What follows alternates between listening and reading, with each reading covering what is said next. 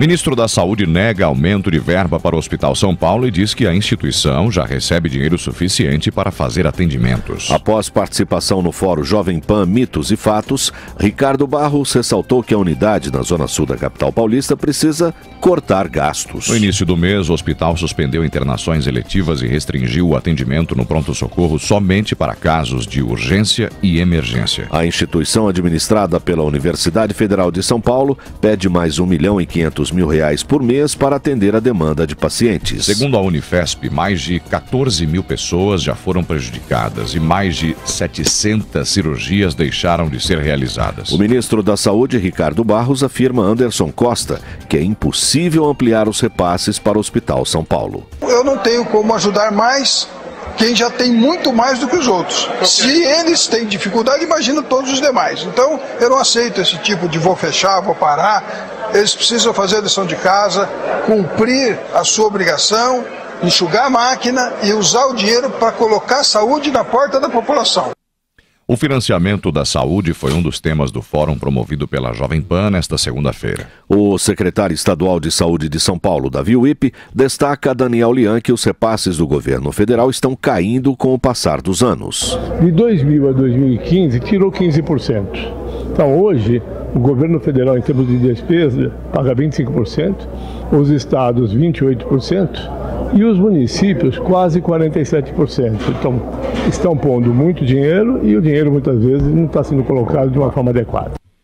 Também, devido à falta de recursos, uma das maiores instituições de emergência do Rio de Janeiro suspendeu parte dos atendimentos. O presidente do Conselho Regional de Medicina do Rio, Nelson Nahon, relata o caos em unidades como o Hospital Federal de Bom Sucesso. Existe falta de oncologista, falta de medicamento, os pacientes estão tendo seu tratamento, os que conseguem ser tratados estão tendo seu tratamento interrompidos por falta de medicamentos oncológicos, alguns inclusive de baixo custo, uma situação totalmente absurda, a situação é extremamente grave, não só aqui, mas em todos os 6 hospitais federais. Mas Bom Sucesso, Cardoso Fontes, Andaraí, principalmente, a situação extremamente crítica.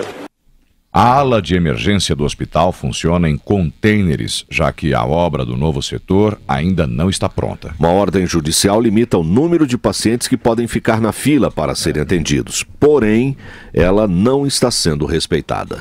Para funcionar em container, né, Thiago? Isso daí, que é isso? Lembra as escolas de lata aqui em São Paulo, né? Celso Pita, grande Celso Pita, Paulo Maluf, gente de primeira. Agora, é um nosso a questão da saúde. De um lado, as autoridades dizem, o ministro da Saúde disse ontem que recursos são suficientes. Há um problema de gestão. E a crise econômica, né, professor? E a crise. Nós temos a crise, muitos deixaram também os planos de saúde privados, sim, começaram a demandar o SUS e tal. O SUS seria, de acordo com o que foi informado também no seminário, o maior sistema, né, de saúde pública do mundo, etc. Tal. Eu fico pensando em a China, né? Porque a China é maior, mas tudo bem. Deve ser no caso do Brasil e tal. Agora, é um nó, porque você vê o Hospital São Paulo, motivo de uma matéria um pouco antes, né? É uma coisa complicada. Aí o ministro da Saúde fala, é um problema de gestão do hospital. O hospital diz não, que os nossos recursos são insuficientes para atender a demanda. Aí vem aquela questão, que foi falado também no seminário. Muitas vezes você vê gente de outras cidades e de outros estados. Só que o recurso, muitas vezes, do Ministério da Saúde vai para os municípios, né? Ele foi dado um exemplo lá pelo secretário de Saúde de Presidente Prudente, que tem um hospital regional, e estavam dizendo que precisava de um novo hospital regional. Só que se dividir os leitos pela população, bastaria ter metade dos leitos que tem o hospital. O problema é que toda a região demanda o hospital de presidente. Quer dizer, falta uma organização um pouco melhor nisso. Ou seja, tem um número de hospitais municipais no Brasil são enormes e grande parte deles são desnecessários. Devia centralizar nos polos regionais as especialidades e você ter assim, pronto atendimento nas cidades e não hospitais. Quer dizer, falta uma política nacional de saúde. Isso que me parece. E gestão também. Professor. Só que não só no hospital, mas também no SUS. No SUS. A gestão no SUS é terrível. Eu já citei aqui que visitei a questão de uns 10 dias o centro oftalmológico Dr. Abujanra, aqui próximo à Liberdade. Sim.